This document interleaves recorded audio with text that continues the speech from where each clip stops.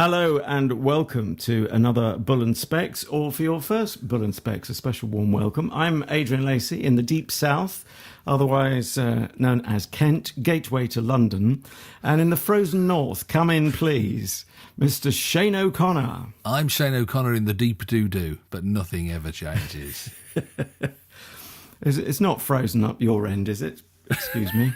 Well, it's funny you should say that, actually, because I was just going to tell you about my week, but I don't want to preempt it. But yeah, it was quite cold. My week was quite cold. In fact, it was today. My week was quite cold today. You squeezed a whole week into one day. My day was quite. I don't know what. Yeah, I don't know what day of the week it is. No, my day was quite cold, but that was the subject of my week. Am I preempted?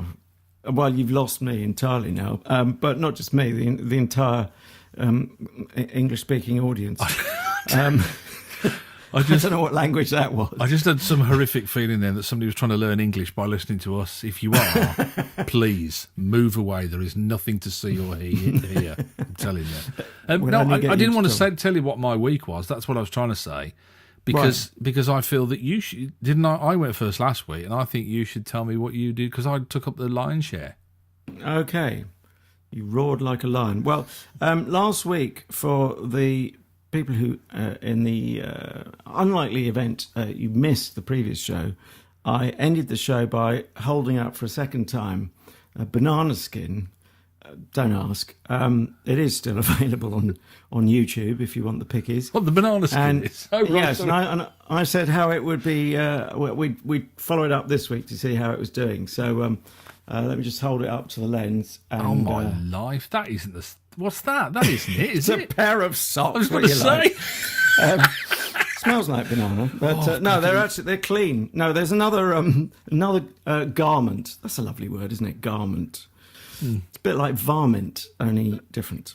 I was thinking of sat-navs when you say that. That's Garmin, isn't it, I think? Oh, yeah. Garmin. As opposed to gaming, which is your wife's eyes. I think that's a compliment. It's certainly meant to be. Could be in deep trouble there as well. Another garment. This is another comedy callback, but to much longer ago. You're straining to see. Sorry, it's really confusing because people are looking. They go, "Why is he looking over there?" I have to look over there in order to see what he's doing over here. So just bear with me. I have to hold it to two cameras and also explain to our listeners who can't see the picture. Do you know what it looks like? What? It looks like the bag that they used to keep the FA Cup balls in. No, it's the bag I keep my... No, leave it. Leave it! Stop it. You led me up the garden path. Do you not remember one of your favourite show... Well, it wasn't a show and tell in them days. It should have been. Thank God it wasn't show and tell in them days. It did occur to me afterwards. Shall we put people out of their misery? One week there was the story of, in case you didn't hear it or see it, me getting a hole, an unexpected hole in the baggage area. No, what's the term? And anyway, an unscheduled hole in my swimming trunks, as opposed to the ones which are designed in. The three that you need to get them on in the first place, yeah. Yeah. I'd never thought of it as three, though, funny enough. But yeah, how else do you get your body in? Yeah, that's the bit. Anyway, so this is my emergency pair of swimming trunks, particularly for our listening audience. Although we'll pause while you retune to YouTube, should you require. But anyway, there's nothing remotely exciting about those because they're all in one piece, apart from the three holes. But but that's to stop the instance I was talking about on a previous edition. That's weeks ago, isn't it? Yeah, that was the early days. That was one of my favourite stories ever. I mean, and you've had a few that have ranked in my top 5 most certainly. But then you went and had a son, which I thought eclipsed everything, really, having baby Frank. I still think the hole in your swimming trunks was better. Okay. On my deathbed, they'll say to me, "What was the highlight of your life? And was it having your son?" And I'll say, "No, it was the hole in Adrian's swimming trunks." And then they'll bring Frank in and say, "So why did you head for a life of crime and bitterness and?"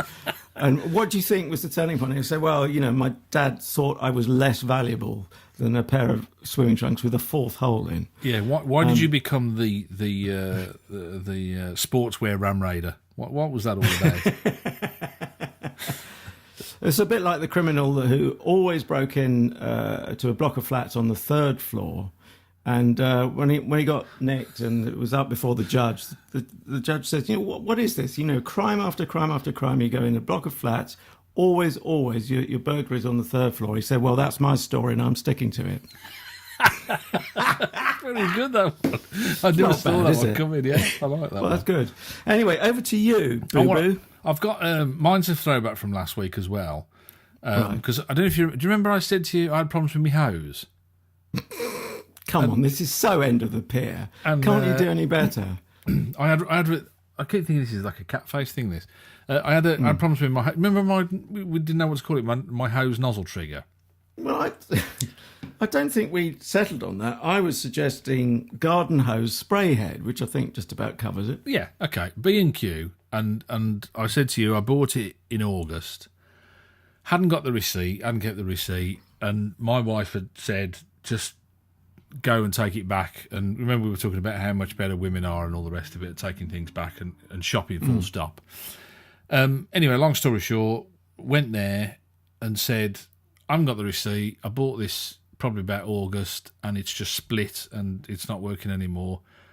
Oh, yeah, it's definitely one of ours. Yeah, no problem. And that's the card for the new one. Is back in situ now. That's the card for the brand new one. They just swapped it out. No questions asked. And I walked straight out. So they said, just go through the checkout. We'll tell them you're on your way. And that was it. So B&Q, I mean, come on. Fantastic. Really, really impressed with the service. Right. But that was on Wednesday. Wednesday was a funny day because it was the first day that we had really nice weather. And I went to the dentist Wednesday, amongst other things. Just to cap it off. Oh, yes. I like that one. Okay, no, carry on. Yeah. So I went to the dentist and like everybody I met would just seem like in such a good mood. And like even the ladies, I talked to 2 ladies in B&Q and we were just having a laugh and I suspect more at me than with me, but that doesn't matter because the weather was nice. But do you know what I mean? It was just. Were you out Wednesday? Wednesday was such a lovely day. You're in the Midlands. They haven't seen the sun since before the Industrial Revolution. Oh, and it's got to be 1863. It was the last time the sun was out up here. I tell you, it's a nightmare. But yeah, it was really nice. Anyway, brings me on to my week. What I did this week, it was all down to today, really. Got up this morning. The fridge is reporting a temperature inside of 14 degrees. Uh-oh. You know that ain't good. That's ambient temperature. That's like, everything's going mongy. We only went shopping yesterday and filled the blooming thing. And anyway, apparently this is a known problem with the Samsung fridge that I've got. If it's a known problem, why haven't they come and fixed it is what I want to know. But there you are. That's another story for another day, maybe. But bottom line, I fixed the fridge today. I had to get all the gubbins out from the inside. Got the old hairdryer on it, melting the ice, and God knows I don't use a hairdryer for anything else. So got all that sorted out and did all that. It took me ages, got it all done. And what happened was that there's like a little fan inside a fridge. Did you know? Who knew? Is that part of the compressor unit? No. There's like the fridge just circulating the colder air. That's it. Yeah. There's a fridgy bit, which is like a radiator in reverse, isn't it? At the bottom, and then there's this fan, and basically there's like all this ice got inside the thing and stopped the fan going round, and that's all it was. So the cold air, as you rightly say, wasn't circulating. But I hair dried it all to death, got it all sorted out, dried it all out, cleaned it, put it back together. 2 degrees. What can I say? If you need your fridge repaired, when I'm not doing the podcast, give me a call. I'll see if I can give you a quote. But yeah, really chuffed with that. So quite a good day. I mean, because not normally you think, on the other hand, the heat, don't ask about the heating because we're having a nightmare with that.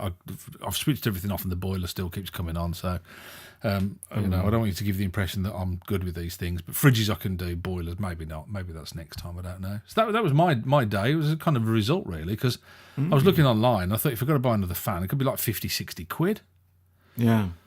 It's a lot of... Oh, no, I'm impressed. It's obviously it's a potential sideline, as you say. I think so. I think... I mean, if you want to come in with me in it, O'Connor and Lacey no, fridge repairs. Me, you do not want me involved with anything electrical. I mean, you're plugging my phone in is about the limit. Oh, maybe not then. Maybe not. Maybe next time. Should we just stick to the podcast? Yeah, let's do it. You're listening to the Bull and Specs podcast with Shane O'Connor and Adrian Lacey. A story which is so often the case now.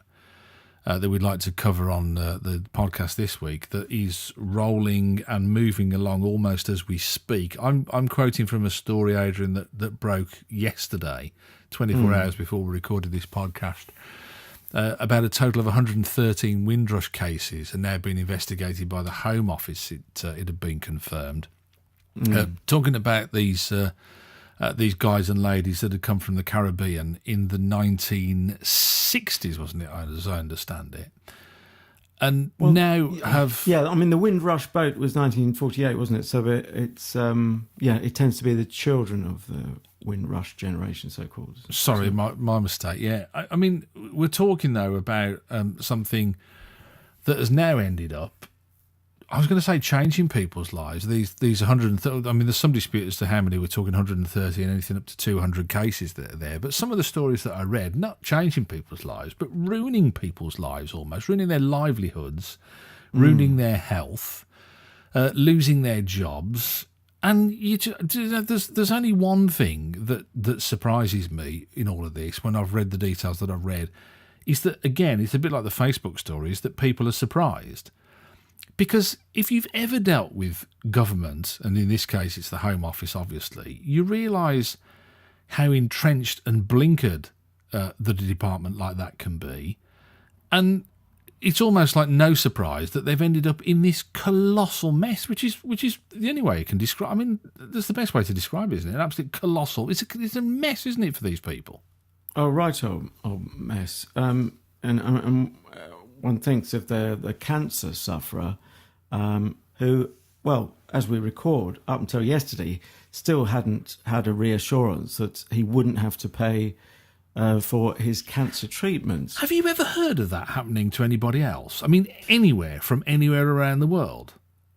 No, I haven't. I mean, they politicians tend to like to talk tough on so-called health tourism, which this clearly isn't. I mean, it's heavily in quotes anyway. I always thought it's talking tough just to frighten people off, a bit of a disincentive to even, don't even think about doing it. Yeah. But when you actually read this, a guy in his 60s or 70s with cancer has been in limbo over it, and he is a British citizen. He just happens not to have the paperwork, which it turns out they happen to have shredded landing cards. So that is the Windrush generation. So the people of different ages. Is there any indication as to? See, I was trying to find out why they would have actually done. What would have been the purpose of destroying landing cards when they arrived? Who? I mean, they're saying that British officials did that, and why would they do it? Well, the reason given, believe it or believe it not, the most recent I heard was data privacy. Would you believe? And you think, well, hang on, 1948. Well, no, no, they had them up until 2010, 2011. That was another dispute. Theresa May trying to palm it off on the previous administration, the Labour administration before the coalition. And all this dancing around, and of course, I feel some compassion for the civil servants who, at the end of the day, are largely obeying the orders of their political masters, aren't they? And so, even if it is proven, I mean, you don't expect Michael Gove to go in with his shredder one by one, putting these cards in. So, it's got to be done by civil servants, and perhaps even they would outsource it to a shredding company. Yeah, they'd have a data security company, wouldn't they, or something like that to do that kind of stuff. But I don't buy that excuse anyway, because I mean, if you think the amount of information that the government's got on you and me and people in the UK watching this, listening to this, it's what they do, isn't it? Government's holding data, and you don't have to get rid of everything. Quick aside, just to tell you about how prevalent that is. I know somebody who had a service from a local council and was due some money back and was waiting for the cheque to come in the post. Next thing they know, that it had been paid back into their bank account, and they phoned them up and said, how have you got my bank account details? And they said, 2 years ago, you paid with a debit card at one of our car parks. And they kept that information for... This is a local council, Adrian, so imagine what the government does. And they kept and they thought, oh, we're going to be clever and put it back into their bank account. And they went nuts and said, why have you kept that? Why have you kept my bank account details for 2 years? So that's what you're dealing with, I guess, really. But you saying that, and so I'm saying about entrenched and how blinkered. That's part of the problem, though, isn't it? Is that you say the people who are running the thing are just following the orders of the people who are above them. And in a way, I do have sympathy with that. But that is the whole problem. That is the problem with this, and that's why if you've ever dealt with HMRC, if you've ever dealt with the VAT side of it, if you've ever dealt with work and pensions and whatever they call it, I don't know. If you ever dealt with them, they are impenetrable because all they ever do is go, computer says no, and we're just following orders. And this is why I'm not surprised that this has happened, because I just kind of think, but they've ruined people's lives with this. There was one woman, I think, she worked for the NHS, and they said, you're going to have the sack. Oh, yeah. People have been unable to work. That's another thing. It doesn't even work in its own terms, does it? What's it meant to do? It's meant to stop people taking their welfare state or whatever for a ride, amongst other things. Yeah. They end up having to give up work so that they could be paying tax to your friends at HMRC. Yeah. It's nuts. I mean, it is Kafkaesque. Yeah. You couldn't design a more dumb system, quite apart from the obvious immorality of telling someone who's worked hard. And this generation, certainly the Windrush generation, were brought over at a time of great need, with Britain on its knees after the Second World War. And life was incredibly tough for them. I mean, I made in my other podcast, if I may reference that, I made a show about the underground, and they were putting people from the Caribbean in what had been sort of converted underground stations, converted into war shelters, air raid shelters. I mean, in peacetime, to expect people to live underground with obviously no daylight. And that was where they stayed for. They were finding people, surprise, where it was just driving people balmy after 6 months, if not sooner. But obviously, some official thought this was a good idea, and these people would be so grateful for the living that they were getting out of Britain. And then throw in the appalling British weather, which was it's been good today for you and me and Wednesday, but imagine after the war, we had one of the coldest winters on record, 1947. I say we, I wasn't around before you cheekily. I know how your brain works, but anyway, I just imagine you there in the snow in your brand new Speedos or something like that, but maybe not. Yeah, I have to say, I mean, I've been told stories from my dad when he came from Ireland around the same time, late 40s, early 50s. Right, and and they'd be looking for accommodation, or digs as they used to call it then, and they had a sign in the window and it'd say no blacks, no Irish, no dogs. Yeah, and that was the situation that was prevalent at the time. The curious thing is, against all of that generation is the generation that knuckled down, worked hard, and actually got a foothold in the country and generally made something of themselves with their families. And that's people from the Caribbean, people from Irish descent, some Italians came over. There were all sorts of people. So it's curious, isn't it, in that kind of adversity, that they were almost more successful than the people who went after them. Yeah, incredibly resourceful. And talking about Irish labourers, if we can go down that route for a minute, one of my favourite stats, having seen a documentary about this, was the rate at which Irish labourers, let's humanise it, of course, they were all individuals, built the M1. Do you know what the rate they were building the M1 at? No, go on. I mean, I wouldn't know what figure to plug out of the air. But it was a mile a week they were making. Now, a mile's a lot of tarmac. Yeah. That's amazing. And they were living in digs. I remember in this one documentary, a guy said this woman, one of the less conscientious landladies, expected him to sleep in dirty sheets that covered in soot, or maybe it was tarmac from a previous occupant.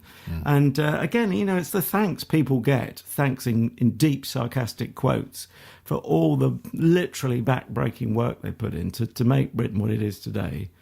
It's just quite incredible. Tell you with this story, with the Windrush story as well, the thing that does really kind of grate on me a little bit is that people jump to the racist conclusion.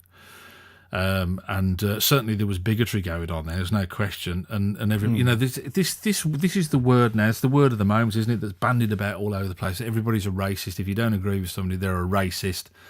And if you voted for Brexit, you're a racist. And all this kind of. And you think, I would never put down to malice what I can put down to stupidity. And I think that this is a really good example that yes, these people, came from the Caribbean, but I don't think there was a racial motive. I think they're just stupid. I think the people who are dealing with this are just stupid and don't realise that they are people. They're looking at them as stats rather than people.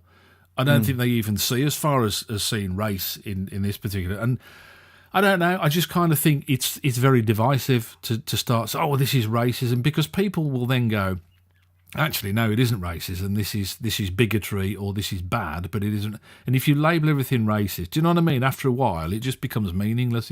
There was a couple of like Diane Abbott and David Lammy jumping on the bandwagon, and it just looked like jumping on the bandwagon. This is racism, and I think, no, this is bad. You don't need to build it up. You don't need to make it into something else that you think is more palatable to the people that you think are going to vote to you. This is bad. You don't need that. It's bad as it is. Well, I mean, but equally, it would be hard to prove it's not racism, or that that's not in the mix. But it should be as bad as hard as to prove it is in the mix, isn't it? Really? Yeah, it's as long as it's broad, or whatever the expression is. But the point is, it creates a picture, at least, of a very remote political class that just haven't a clue what goes on at street level and what people have to contend with day to day. And they'll just tick a box on a green paper or a white paper and wave something through. And shall I tell you, to my mind now, the interesting thing is what happens next. What do they do? What do they do with this? This is the real test now, is what do you do now? Because they're talking about compensation. Well, before all that, you've got to put things back as they were, haven't you? Yes. You know what I mean? If somebody's lost their job, you've got to reinstate them. You've got to reimburse them for the money that they lost. You've got to make sure that they haven't, if they've got a mortgage or if they've got debts to pay or whatever, that doesn't cost them any money. So you've got to make sure that you put everything back as it was before you even start with compensation. Yes, and the worrying thing is, for an organisation or a collection of organisations or bodies that ended us up in this mess, how can we have, and how can the victims have any confidence that it can be? It's a bit like Humpty Dumpty, isn't it? Yeah. All the king's horses, all the king's men. Yeah. And what do you do? That guy you were talking about that was having cancer treatment, how do you put that right? Well, exactly. I sincerely hope he hasn't lost too much ground on that, because that could be potentially very serious, couldn't it? Yeah. So in we sashay to Act 3 of 3. Yes, it's a game of three halves. No, it's a play of three acts. Bull and Specs. We start, as you've gathered, if you didn't already know, with highlights, or in your case, Shane, lowlights of your week, and then we chew off a couple of the stories from the past week that perhaps have got national and international tongues wagging. Now, we like to end under normal circumstances, depending on the news agenda, we like to end on a slightly lighter story. Did you interject for a moment there? Or? No, I was going to actually. It's like Minority Report. You can hear what I'm going to say before I say it. I was going to say when you were saying we'd like to end, I was going to say early, but. No, you lazy tyke. I'm going to make you work. I'll work you into the ground. We're talking emojis here, because here's the top line. Emoji is the fastest growing language in history, and it is ruining young people's English skills, research by YouTube has revealed. It's quite a lot even in that one sentence. And I would query the first assertion, which is that emojis a language at all. Do you think it's a language? I don't think it's a language at all. I think we're going to agree on this one, because I think it is so sad. And part of that is because I feel so old. in the world of emojis. Do you see my eyes aren't the best in the world, Adrian? And I'm kind of looking at my phone and thinking, I can't actually see what that face is. It's a little yellow one, but I can't see what the face is doing, and I send the wrong ones all the while. Yes, which of course that can end you up into severe trouble. It's like calling the boss a rude word or something, isn't it? If you get it wrong. Yeah. You've spoken my very unspoken thoughts up to now about admitting defeat on being able to work out what they are. Do you know what I do sometimes? Sometimes I take a screen grab so I can then enlarge, do the old finger enlarging thing. Enlarging? Is there such a word? There is now. Well, and hang on, wait. You're looking and at now there's an emoji for it as well. Right. That's how long you have to wait. Right. It's funny you should say. That's when you know you're getting old, isn't it? Because when I'm in the kitchen and we buy something that has got cooking instructions on the back, very often the print is so small that I can't read it, so I photograph it, and then I do exactly. I use my finger enlargement. The same as you do. How weird is that? I wouldn't have admitted that one until you admitted it. Now I feel like we've set up a support group. Yes, but actually what we should be doing is becoming multimillionaires by creating outsized phones for people with older eyesight, shall we say. Although people might argue that's what the tablet is. Or the iPad. Or whatever. Actually, to be honest with you, I think my phone's out of contract in a couple of months or whatever, and I was looking at what I wanted, and I no longer want the latest phone. I want the biggest phone. Size is everything, clearly. Man, it always catches up with you, doesn't it? So, given that we are taking issue with the very idea that it's a language. How do you feel? Let me just scroll down as I look at my outsized laptop. Yes. How do you feel about the Oxford English Dictionary? Did you see this in this story? In 2015, Oxford Dictionaries named the insert smiley face with tears rolling down its cheeks. They voted that, or named it, the word of the year. The world's gone mad if a dictionary is saying that is a word.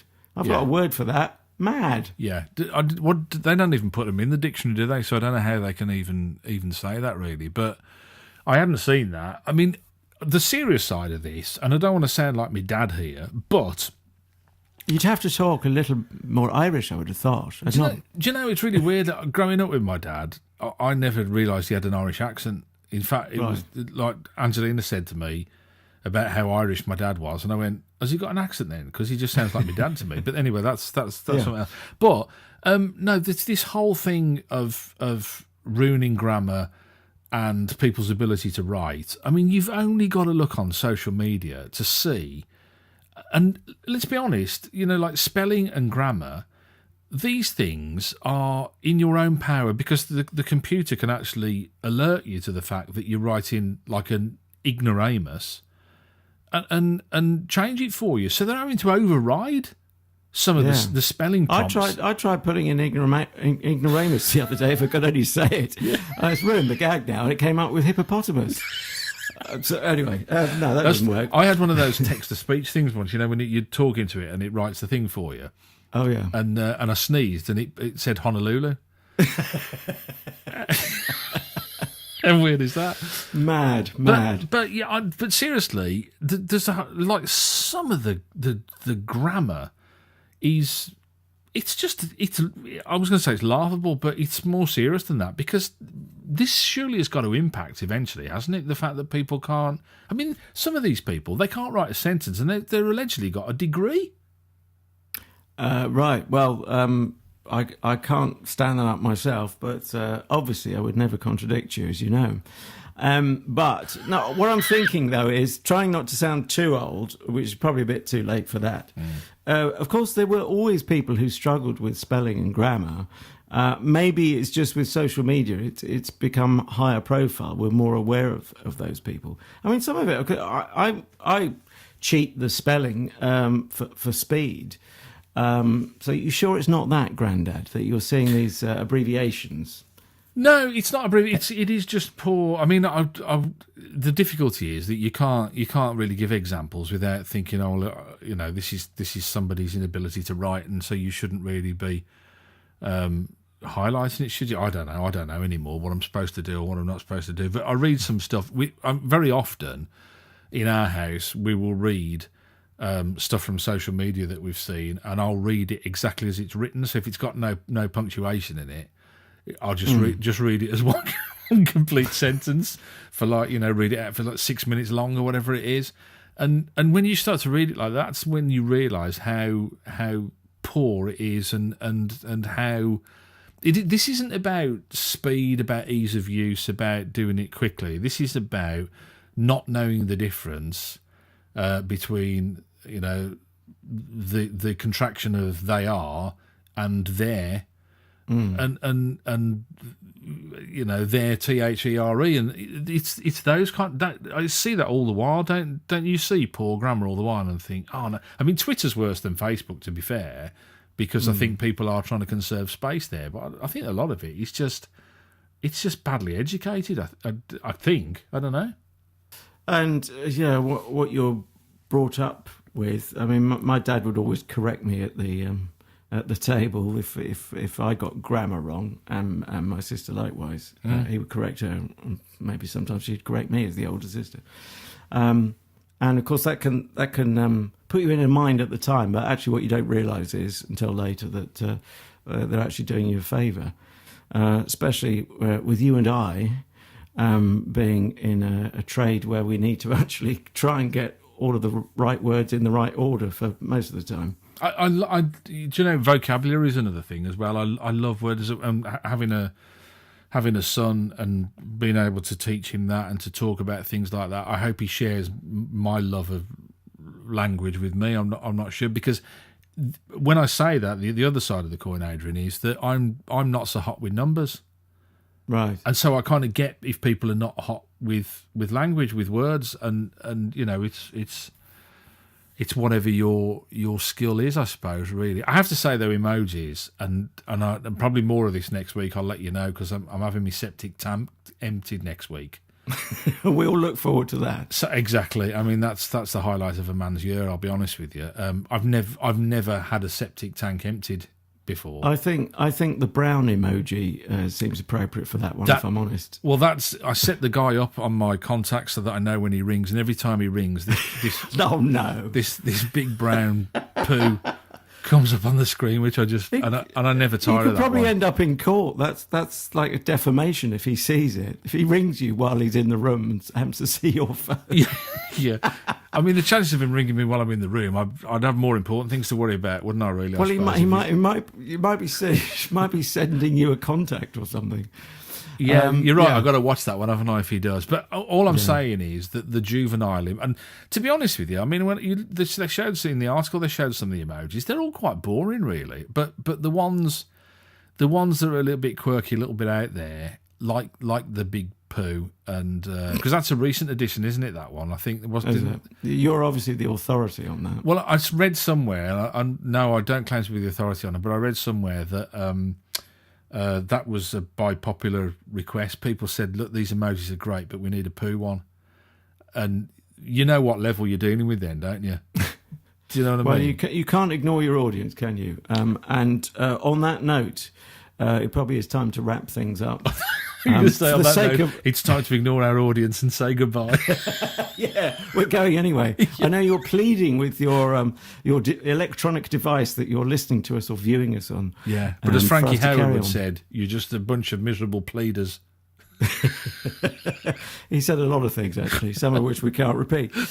Anyway, I will plead. I'm a miserable pleader because I'm going to plead with you to subscribe. You can subscribe to the playlist at the YouTube.